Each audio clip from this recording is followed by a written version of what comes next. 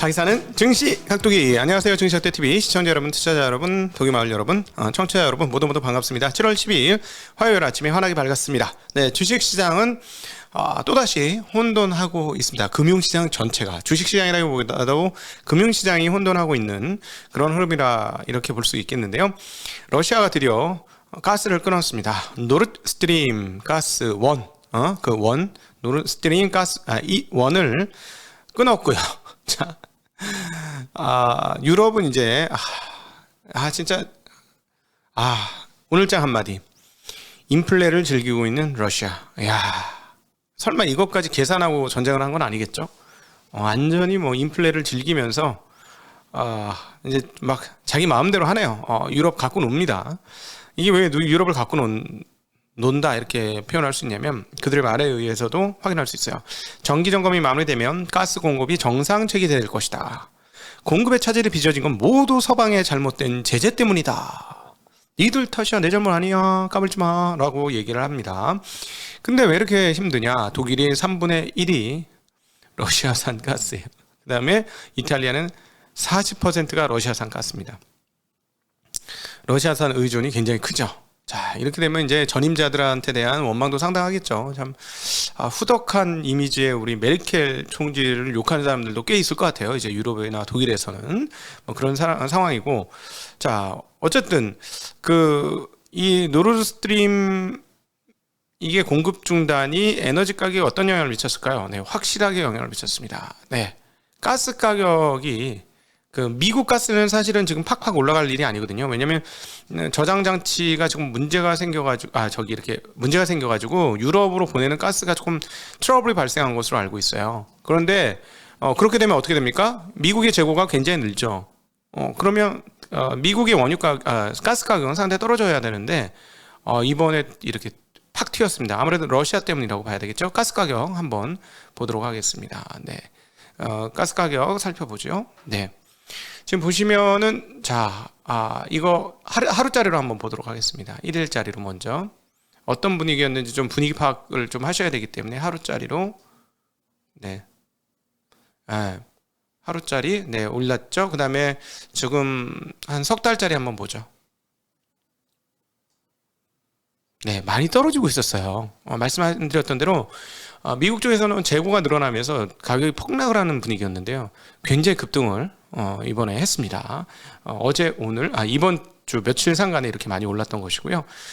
자, 반면에 지금 시장이 왜 이렇게 충격을 받았냐를 보면 결국 그거예요. CPI 어제 말씀드렸잖아요. 이번에 13일 날 빅데이인데 분위기 안 좋다. 8.8, 8.9 얘기가 나오고 있다라는 말씀드렸는데요.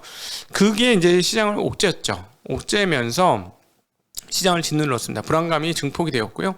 이것은 변동성 지수가 오늘 오랜만에 6% 정도 튀는 것을 보면서 확인할 수가 있습니다. 자, 변동성 지수 한번 살펴볼까요? 3주짜리 변동성 지수 한번 살펴보죠. 1주 보죠. 1주. 네, 떨어졌는데 팍 튀었죠. 팍 튀었습니다. 갑자기. 네, 오늘 팍 튀었어. 꾸준히 내리고 있었던 거고요. 자, 1년짜리 한번 보죠. 1년짜리. 네. 1년짜리 보시면 이번에 제대로 고점을 30대 중반이면 진짜 고점이었죠. 이게 얼마나 고점이었는지 5년짜리 최대 한번 보죠. 이번에 튀긴 게 얼마나 많이 튀었냐면, 자, 보세요. 그 전에 지금보다 많이 튀었던 게 몇 번 이렇게 눈으로 보이시죠? 제일 많이 튀었던 거는 2008년도 리만 사태고, 그 다음 오른쪽에 많이 튄 거는 2020년 코로나 사태예요. 지금 근데 그거에 준하는 수준으로 많이 튀었잖아요. 그러니까 이번이 굉장히 변동성이 크게 나타나는 시점이다. 그래서 제가 30대 중반까지 변동성이 많이 나타났으니 이제 끝물이다라는 말씀 드렸습니다. 실제로 미국 시장은 그랬어요. 한국 시장과 다르게 미국 시장 같은 경우는 저런 흐름을 보여주고 반등을 했죠. 지난주도 반등을 했고 30 찍고 나서는 좀 안정적인 흐름들을 보여주고 있습니다. 자, 오늘 전체적인 시장 흐름 finbiz.com을 통해서 확인할 수 있도록 하겠습니다. 네. 네, 기술주들이 많이 떨어졌고 반도체 주식들이 많이 떨어졌습니다. 전기차 주식들이 많이 떨어졌는데요. 트위터만 작살난 게 아니고 테슬라도 같이 생산 대수를 그렇게 많이 하는데도 이렇게 많이 빠지네요. 리비안, 루시드 모두 상당히 큰 폭으로 빠졌고 테슬라도 큰 폭으로 빠졌습니다. 그리고 트위터는 어떻게 됐을까요? 11% 폭락하는 흐름들을 보여주었습니다. 자, 지금 다시 한번 돌아와서 보면 CPI가 인플레이션 피크 아웃일 거냐 아닐 것이냐가 지금 관건이거든요. 근데 이번에 8.8이 나오면 지난달보다 더 높은 거잖아요. 시장은 뭐냐면 이게 끝이냐? 그냥 새로운 고원 지난달에 이어서 그냥 우상향하는 그림이냐? 여기에 대해서 지금 움찔하고 있어요. 그렇기 때문에 지금 오늘의 이런 장, 조금 이따 다른 금융시장까지 확인을 해드리겠습니다만 이런 식의 흐름들이 나타났고, 이렇게 된 이유 중에 하나는 뉴욕연은이 조사하는 1년 후 기대 인플레이션이 6.8이 나왔습니다. 최고치가 나왔어요. 이게 지금 수치를 한 게 2013년부터 시작인데 그 이후 지금 최고치고 이게 더 올라갔습니다. 6.8로. 이렇게 되니까 이번 달에 나올 CPI가 고점이야. 고점이면은 이제 끝났어. 피크 아웃이야. 이렇게 편하게 생각하려고 했는데 그 생각을 못하고 있는 것이죠. 게다가 오늘 시장이 흔들리게 된 또 주요한 원인 중에 하나는 아까 모두에 이제 가스값 말씀을 드렸습니다만 가스 저렇게 되고 유럽 쪽에 침체 가능성이 높고 거기에다 그걸 보는 투기 세력들이 유로를 어떻게 했을까요? 맹공격을 하겠죠. 맹숏을 치겠죠 지금. 자, 1대1 패러티가 거의 다 왔습니다. 1대1 등가가 거의 왔어요. 한번 볼까요? 지금 달러 지수는 108.24로 2002년 이후 최고치 수준이고요. 유로 달러가 1.00. 자, 패러티 됐네. 1.004 나왔습니다. 1.004. 내일 패러티를 우리가 보게 될 수도 있겠어요. 1대1 달러 1. 근데 보니까 이거 1대1이 아니고 1대 0. 몇 될 것 같죠? 예, 떨어질 것 같아요. 현재 분위기상으로는 1대1 패러티도 빠질 것 같습니다. 자, 그러니까 달러 지수가 이렇게 유로 약세로 인해서 올라가면서 다른 통화들도 모두 달러 대비 상당히 큰 폭의 약세를 기록했습니다. 이미 우리 어제 장중에 봤습니다만 N은 137.40이에요. 137은 어제 오후장부터 톡톡 때리더니 137.40까지. 왜냐하면 달러가 굉장히 더 크게 올랐으니까. 지난주에 106.92던 게 108이니까 많이 올랐죠. 1%가 넘게 오른 거니까 지난 주말에 비해서. 그 다음에 달러 위안도 6.68 하던 게 6.72로 상당히 큰 폭으로 올랐고요. 원은 말할 것도 없습니다. 1294원이 지난 주말 가격이었는데 1310원 91전으로 원화 약세가 상당히 큰 폭으로 나타났습니다. 원화 약세가 나타났다는 건 엔과 유로 대비로 가격을 보면 알 수 있는데요. 지난 주말에 N1이 1엔당 9.513, 그러니까 100엔당 951.39였는데 지금은 954.26입니다. 100엔당. 그러니까 약세가 되었죠. 그러나 최고의 약세는 누구? 유로. 네, 유로죠.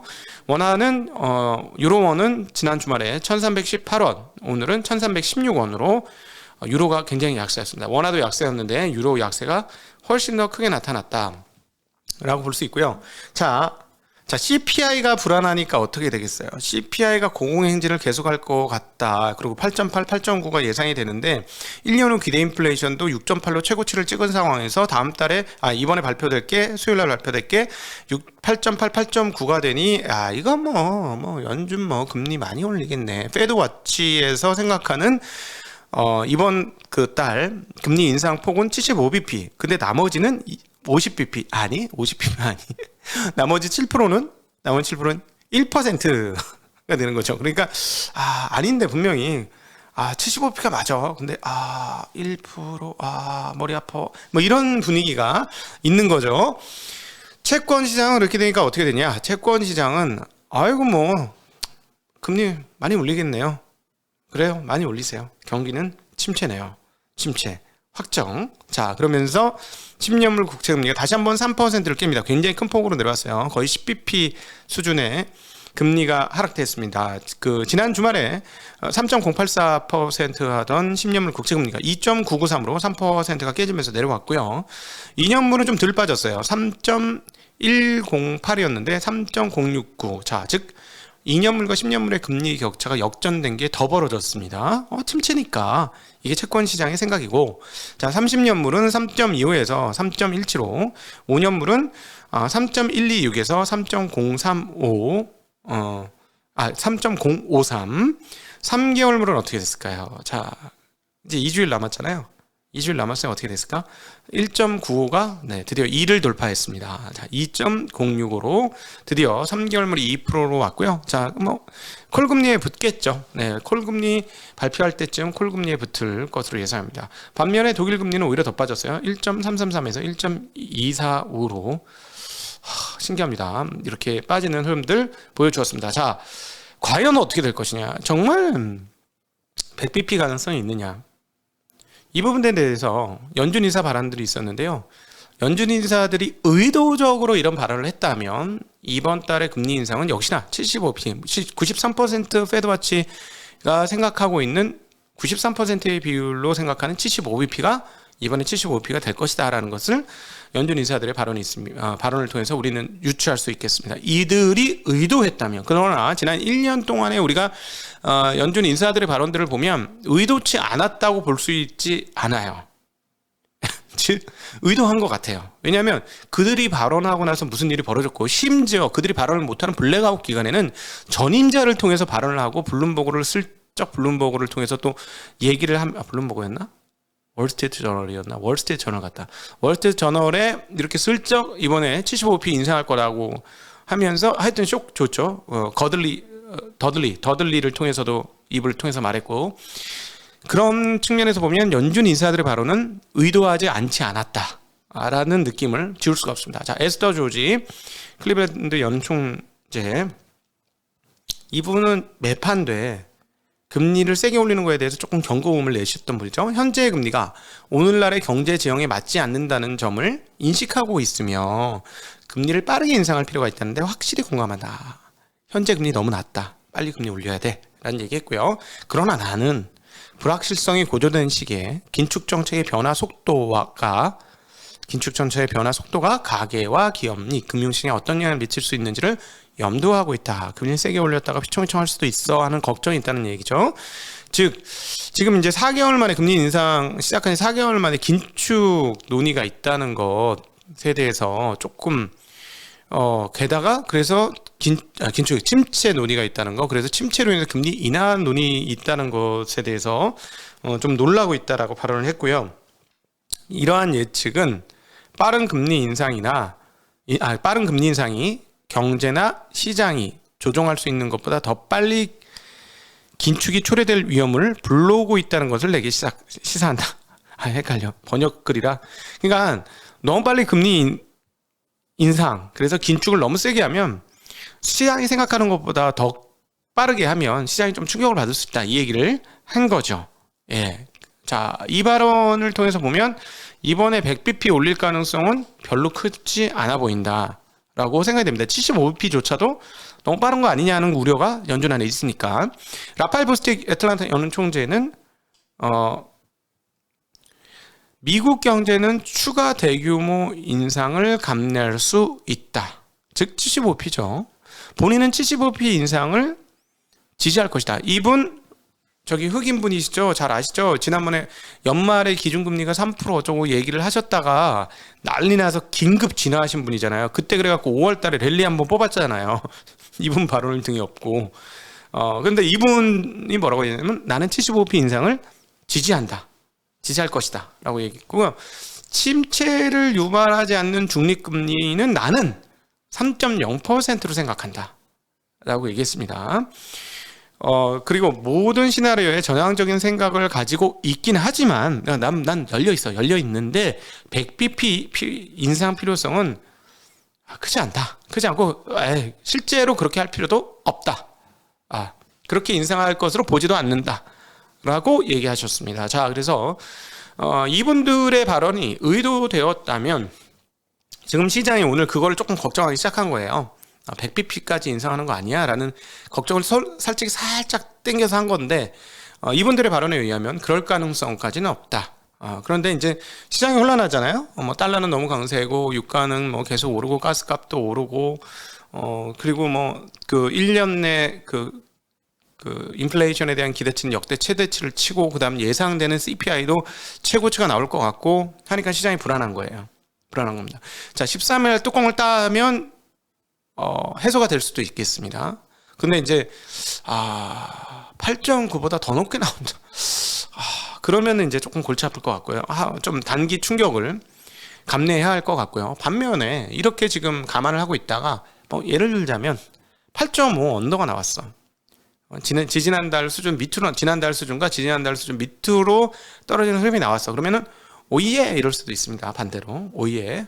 지금 이제 뚜껑이 열리기 전에 조마조마한 상황이다. 사실은 지금은 아유 조마조마한 게 시장의 마음이다. 이렇게 정리할 수 있을 것 같습니다. 자, 미국 주식시장에서는 마카오 셧다운하고 그다음에 그 인터넷 그 기업들에 대한 그 종합적인 규제 발표가 있었죠. 제가 보기엔 이건 해소시키기 위한 마지막 발표인 것 같은데 시장은 그렇게 해석하지 않았습니다. 어제 중국 시장에서도 덕분에 미국 시장에서 ADR 폭락했습니다. 핀듀오도 10%, 알리바바 9%대 하락을 했고요. 그 다음에 마카오가 셧다운됐기 때문에 카지노 관련 업체들이 죽었죠. 원 리조트, 라스베이거스 선즈 6% 이상 하락을 했습니다. 그리고 앞서 말씀드렸던 트위터에 대한 인수처리 발표가 나오면서 11% 폭락을 했고요. 전기차 주식들은 아무래도 중국 쪽에서도 전기차가 폭락을 했거든요. 이 부분이 영향을 미친 것으로 보입니다. 루시드 7.3, 리비안 6.4, 테슬라 6.5% 큰 폭으로 하락하면서 마무리되었습니다. 자, 그래서 앞으로 이제 중요한 포인트는 뭐냐면 일단 지금 왜 이렇게 시장이 떨었느냐. 지난 주말에 나온 거 지표를 보니까 고용이 너무 좋았잖아요.